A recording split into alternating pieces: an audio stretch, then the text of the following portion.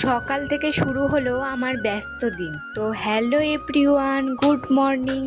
আবারও একটা mini blog নিয়ে চলে এসেছি তোমাদের সাথে শেয়ার করার জন্য।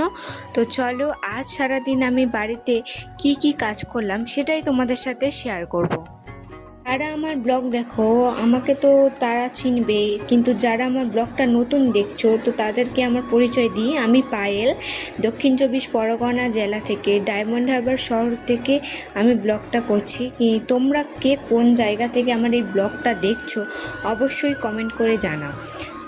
দেখো তোমাদের সাথে গল্প করতে করতে আমি চলে এসেছি ঘরে ঝাড়ু দেওয়ার জন্য। দেখো ঘর ঝাড় দিয়ে নিচ্ছি। আচ্ছা, তোমরা অনেকে আমার ব্লগটা দেখো কিন্তু কমেন্ট আর লাইক করো না। যদি ভালো লেগে থাকে তোমাদের একটা লাইক আর কমেন্ট করে যেও।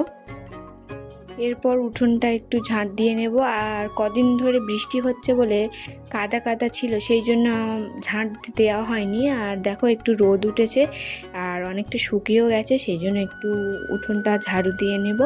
দেখো এদিকে আমার ঝাঁট দিচ্ছি। আর বাসন তো আমার মাজা অনেকক্ষণ আগে হয়ে গেছিলো, সেই জন্য ঘর ঝাঁট দিয়ে, বারান্দা ঝাঁট দিয়ে, তারপর উঠোনটা ঝাঁট দিয়ে দিয়েছিলাম।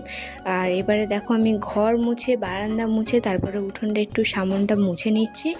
বৃষ্টি হলে তো মোছাই যায় না, কিন্তু এখন একটু রোদ উঠেছে বলে শুকনো, সেই জন্য একটু দেখো মুছে নিচ্ছি। দেখো কতটা সুন্দর লাগছে।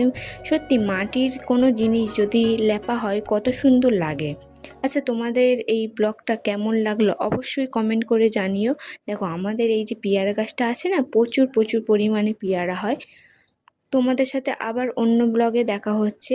আজকের মতো টাটা, সবাই ভালো থেকো, সুস্থ থেকো।